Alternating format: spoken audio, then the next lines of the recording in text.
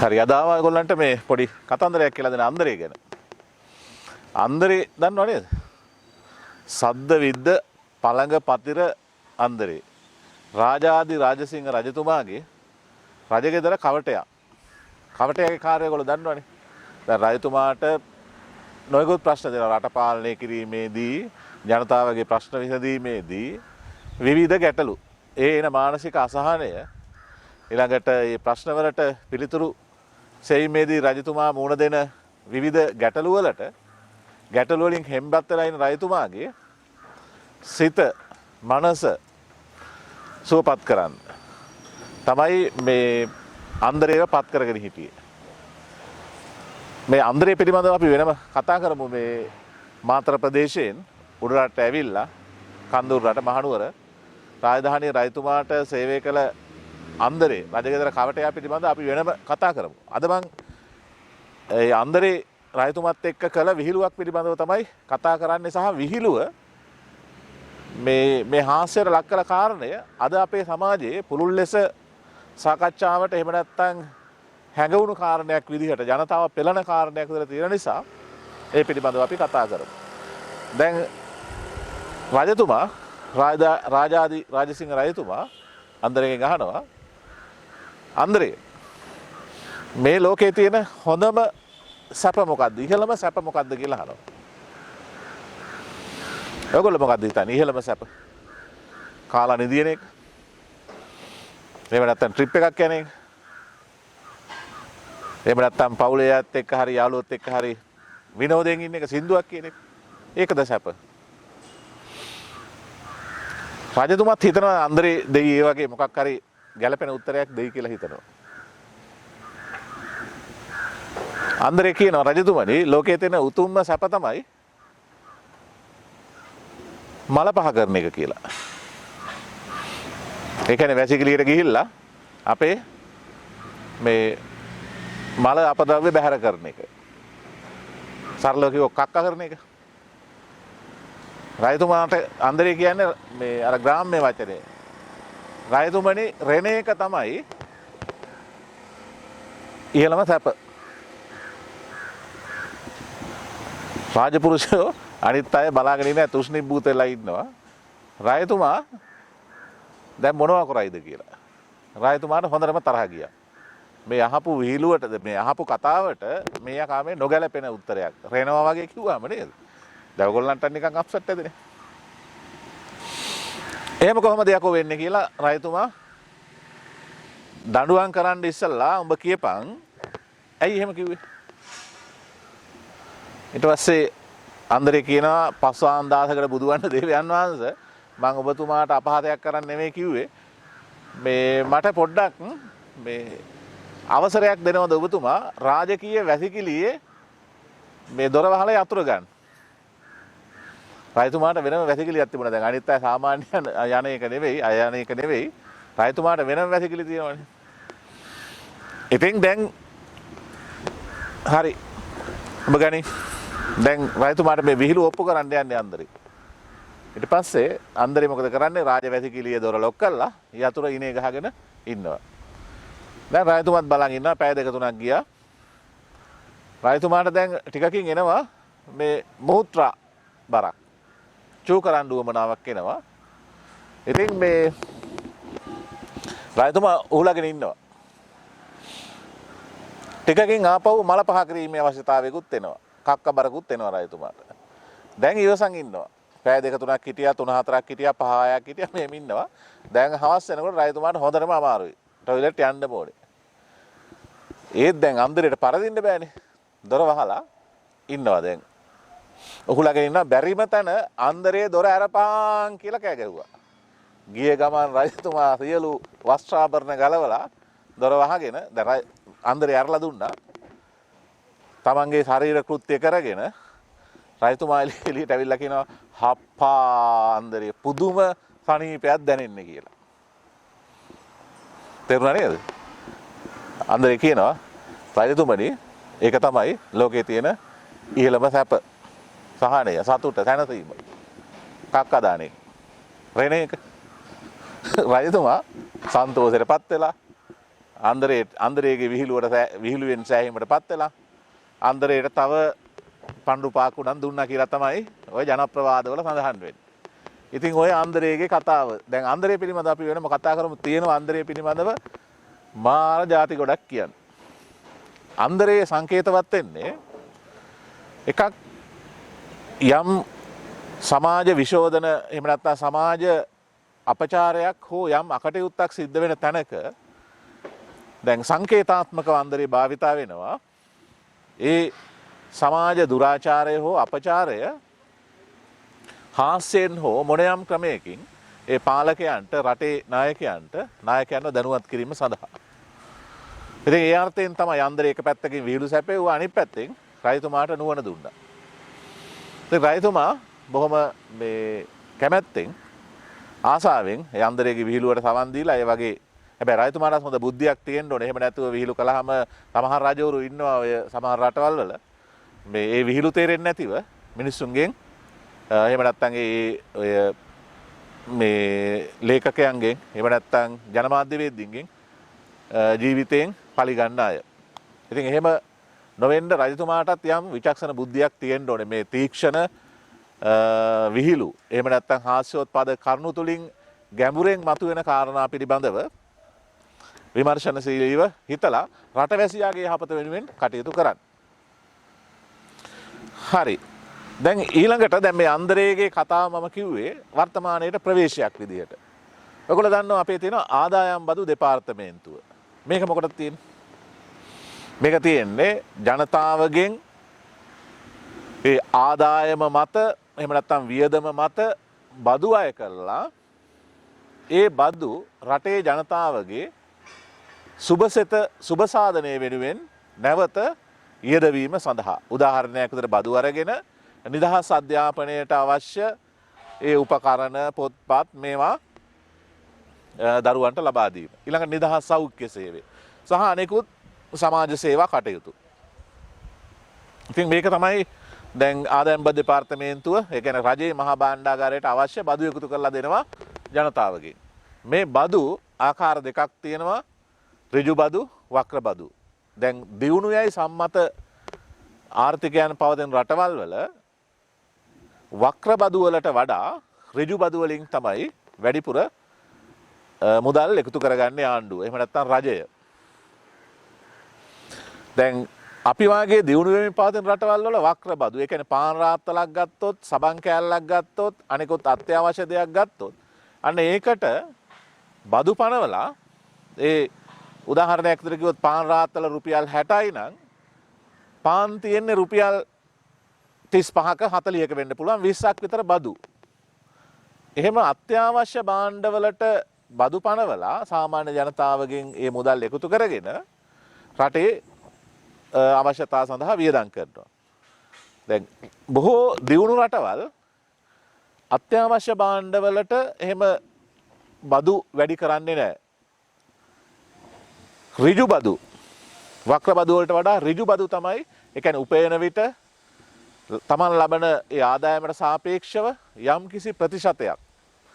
ඒ කියන්නේ අපි යම් කාර්යයක් කළා වැටුපක් ලබා ගත්තත් ඒකෙන් ඍජු බද්දක් අය කළා ආණ්ඩුවේ භාණ්ඩාගාරයට හෝ අදාළ තැන්වලට ගිහිල්ලා ජනතාවගේ යහපත වෙනුවෙන් ඒවා නැවත ආයෝජනය කිරීම.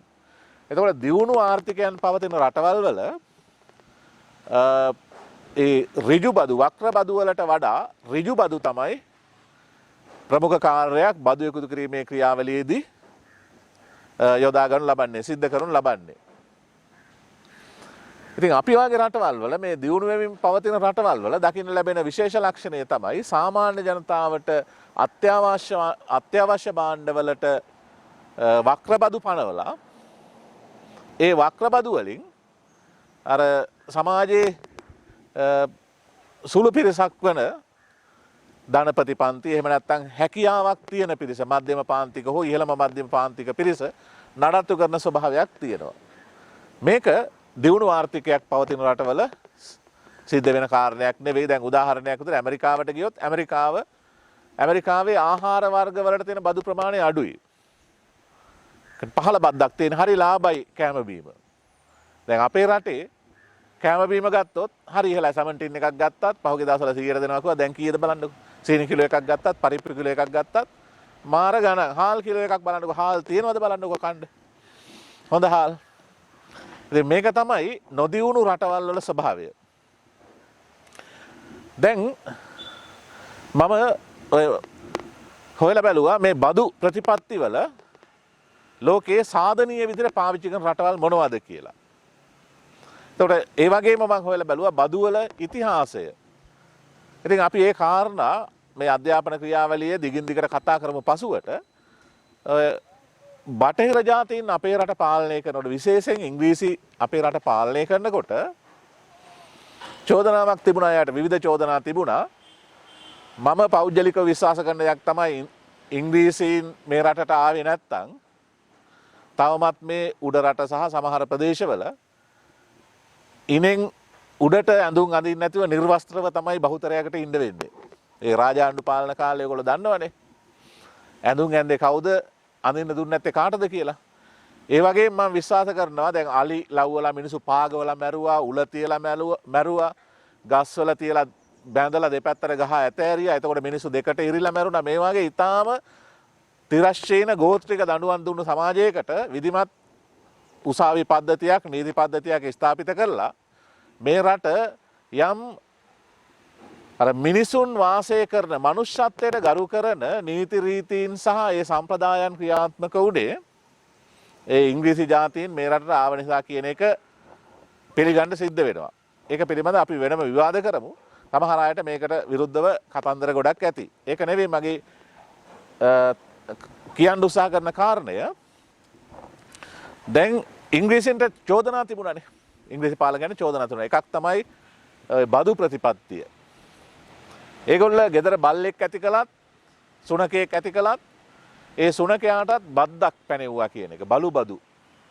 ඊට පස්සේ තමන්ගේ ශරීරය නඩත්තු කරනකොට ඇඟ බදු, ශරීර බදු. මේ වගේ විවිධාකාර බදු පනවලා රටේ සාමාන්‍ය ජනතාවගෙන්, අහිංසක ජනතාවගෙන් මුදල් හූරා කෑවා. එහෙම නැත්නම් මිනිස්සු පීඩනයට පත් කළා කියන චෝදනාව ඔය ඉංග්‍රීසි පාලකයන්ට එල්ල වෙනවා. ඒක එහෙම වෙන්නත් ඇති ඒ කාලේ. ඒවා අපි අතීතයේ පිළිබඳව විමර්ශනය කරනකොට නිසි පරිදි විමර්ශනය කරලා හොයලා බලලා තමයි ඒවා පිළිබඳව කතා කරන්න ඕනේ. ඉතින් කෙසේ වෙතත් ඔන්න ඔය විදිහට ඉංග්‍රීසි පාලකයන්ට ඒ බදු ප්‍රතිපත්තිය නිසා චෝදනා එල්ල වුණා. ඒවා පොත්පත්වල සඳහන් වෙනවා. දැන් මේ දවස්වල අද 1948 පෙබරවාරි 4 නිදහස ලැබලා අවුරුදු 72ක් ගිය තැන අපේ රට ඉංග්‍රීසියෙන් දුන්නු තැනට වඩා ඉස්සරහට ගිහිල්ලාද පස්සට ගිහිල්ලාද? මොකද කියන්නේ ඒගොල්ලෝ? මම ගියා නුවර ටවුන් එකට. එතකොට මට සුළුදිය පහ කිරීමේ අවශ්‍යතාවයක් ආවා. චූ කරන්න. එතකොට මම නගර සභාවේ වැසිකිළියකට ගියා. එතන ඉන්නවා මේ සල්ලි එකතු කරන්න කියන රුපියල් 20ක් ගන්නවා. සමහර තැන්වල රුපියල් 10යි. අර නුවර නගරයේ සමහර වැසිකිළිවල පොදු වැසිකිළිවල රුපියල් 20යි. නගර සභාවේ වැසිකිළිය රුපියල් 10යි. දැන් ඔය මේ ගිය මේ වැඩසටහන බලන දරුවෝ ඊළඟට ඔබ වැඩිහිටියෝ ඔබ ගිහිල්ලා ඇතනේ මේ නුවර විතරක් නෙවෙයි ලංකාවේ හැමතැනම නගරවල තත්ත්වය මේකයි. වැසිකිළියකට ඔබ ගියොත් තමන්ගේ ශරීර අවශ්‍යතාවයක් ඇති වෙලා ඒ කියන්නේ මුත්‍රා පහ කිරීමක් සහ මල පහ කිරීමකට අවශ්‍යතාවයක් ඇති වෙලා ඔබ ගියොත් ඔබෙන් රුපියල් 10ක් 20ක් අනිවාර්යයෙන්ම අය කරනවා. මේක ඔබ අත්විඳලා තියෙන කාරණයක්. දැන් මේවා මොන බදුද?